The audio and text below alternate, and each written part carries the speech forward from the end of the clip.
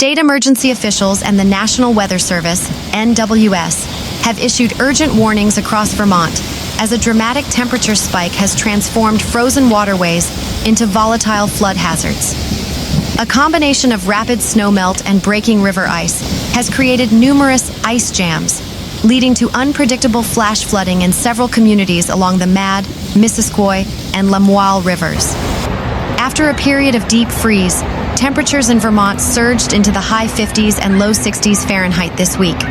This great thaw has triggered a massive runoff from the Green Mountains. As the volume of water increases, it lifts the thick river ice, breaking it into large chunks that eventually become wedged at narrow bends, bridge abutments, or shallow areas. These jams act as temporary dams, causing water levels upstream to rise several feet in a matter of minutes, while the eventual release of the jam can send a wall of water and ice blocks downstream with devastating force. The Mad River has been one of the most active zones. On Sunday and Monday, a massive ice jam in Waitsfield sent water spilling into local parking lots and low-lying fields. While that specific jam has since broken up, the ice moved downstream to Moortown, where a secondary jam has formed. Local fire departments are monitoring the Route 100 corridor closely, as the river remains bank full and choked with debris. In Franklin County, the Missisquoi River has caused significant infrastructure disruptions. A persistent ice jam near Enosburgh Falls has forced the closure of the Boston Post Road Bridge. "The water came up so fast we barely had time to move the equipment," said one local resident. One minute the river was frozen solid, the next it was a moving wall of white ice and brown water. Further south, an ice jam near the Elm Street Bridge in Woodstock caused localized panic on Monday afternoon. While the water has stayed largely within the banks, town officials remain on high alert as more ice from upstream is expected to arrive by Wednesday. The Vermont Agency of Transportation, AOT, has deployed crews to monitor vulnerable bridges. The primary concern is not just the water, but the physical impact of ice blocks, some the size of small cars, hitting bridge supports. NWS Burlington has warned residents that riverbanks are extremely unstable. Drivers are urged not to cross flooded roadways, as the moving ice can easily sweep a vehicle off the road. Residents in flood-prone areas are advised to move valuables to higher floors and ensure sump pumps are operational. The situation may worsen before it improves. Forecasters are tracking a cold front moving in from the west that is expected to bring heavy rain on Wednesday night and Thursday. Adding rain to a landscape that is already saturated and dealing with ice-clogged rivers is a recipe for serious flooding, says a meteorologist from the NWS. If these jams don't clear before the rain hits, we could see record-level inundation in the northern basins. Governor Phil Scott's office has confirmed that the State Emergency Operations Center is monitoring the situation 24/7. Swift water rescue teams have been placed on standby in Highgate, Colchester, and Berlin. As of Tuesday evening, a flood watch remains in effect for the entirety of northern Vermont and parts of the Adirondacks in New York. Residents are encouraged to sign up for VT Alert to receive real-time updates on evacuations and road closures. Officials in northern New York and Vermont are keeping a close eye on rivers across the region as warm weather begins melting ice, which can lead to ice jams. On Sunday, one formed on the Ausable River, leading officials to issue a local state of emergency.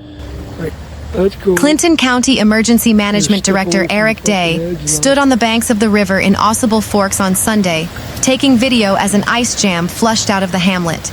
It moved through pretty quickly. I think the river in Ausable Forks is pretty well cleared up. The large jam that was right in the hamlet yesterday morning, actually. I don't know exactly what time it was.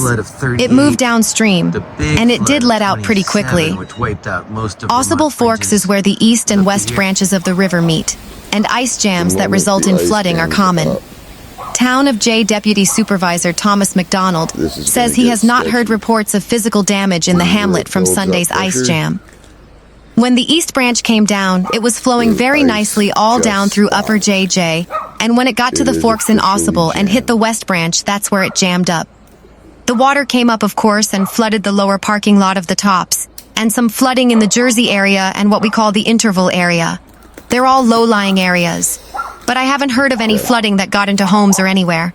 The force of the jam eventually pushed the channel out and relieved the pressure, and all the flooding went away. The hamlet is in the town of Jay, which issued a local state of emergency beginning at 10:30 Sunday morning. McDonald explains why it was issued even though the jam broke within a couple of hours. We've dealt with this so much over the years that if you get the state of emergency in place beforehand, it allows the highway superintendent and other sources to do what they need to do more quickly. And we've had to in the past actually get people out by boats and other ways. So it just opens up avenues for us to get things done more quickly. Although the jam cleared at Ausable Forks, the river is still being watched for potential ice jams further downstream. National Weather Service Burlington senior hydrologist John Goff notes that there are a number of rivers across the region that are under surveillance for possible ice jams over the next few weeks. Around the region where we know ice can jam up, the St. Regis and the Salmon River and the Raquette River in the western part of northern New York. Another one would be in the city of Plattsburgh, where the river makes kind of a sharp bend below the falls. And in Vermont, most of the rivers are still in play. Winooski, Lamoille. We have an ongoing ice jam on the Missisquoi up in the Enosburgh Falls area. And there's still plenty of ice on the Passumpsic River up in the northeast part of Vermont. So all of those remain in play. Across the street. Goff notes that ice jams tend to occur where rivers slow down due to various factors like bends, shoals, or bridge abutments. An ice jam is basically a jumble of ice that is moving down the river during ice breakup, and that ice jams up in the river channel and blocks the water behind the ice. If the water is blocked up enough, it can flood areas from the ice jam back upstream, sometimes as much as a quarter mile. The severity of ice jams can vary greatly from just minor field flooding, as often is the case, but sometimes in an urban area it can be severe, like in Ausable Forks, where it could actually flood portions of the town and affect homes and structures. The local state of emergency in Ausable Forks is effective for 5 days, unless officials terminate it earlier. Residents in parts of Clinton County, New York, were ordered to evacuate Tuesday morning as an ice jam on the Saranac River sent water surging toward homes in Morrisonville and downstream communities. Emergency crews reported rapidly rising water levels around 7:05 a.m. Eastern Time, prompting the National Weather Service, NWS, in Burlington, Vermont, to issue a flash flood warning for east central Clinton County, New York, in effect until 1 p.m. Several homes along Ladue Street and River Street in Morrisonville were evacuated out of precaution after an ice jam formed at the Saranac River, impounding water upstream and threatening nearby neighborhoods. Local emergency officials said water had surrounded at least 2 homes, and while flooding had not entered structures as of early morning, conditions remained volatile. Newsweek reached out to Clinton County Emergency Management via online contact form for comment. Ice jams occur when large chunks of river ice break up and accumulate in narrow or shallow sections of waterways, creating a natural dam. These temporary blockages can force water to rise quickly upstream, sometimes within minutes, without any rainfall. When the jam suddenly releases, a surge of water can rush downstream, posing additional flooding dangers. The NWS warned that such rapid fluctuations were possible on Tuesday, and urged residents to obey road closures and instructions from local authorities. According to the NWS alert, the jam at Morrisonville was causing life-threatening flash flooding, affecting areas including Plattsburgh, Schuyler Falls, and multiple tributaries and drainage corridors connected to the Saranac River. Emergency crews also monitored conditions on Kent Falls Road, where another ice jam could send water rapidly into nearby low-lying areas if released, NBC5 reported. Downstream, residents and businesses in Plattsburgh were told to be ready to move to higher ground should the ice dam break and send a surge of water toward the city. Ice jams have been affecting multiple communities across northern New York and Vermont this week, compounded by unseasonably warm temperatures that have accelerated river ice breakup.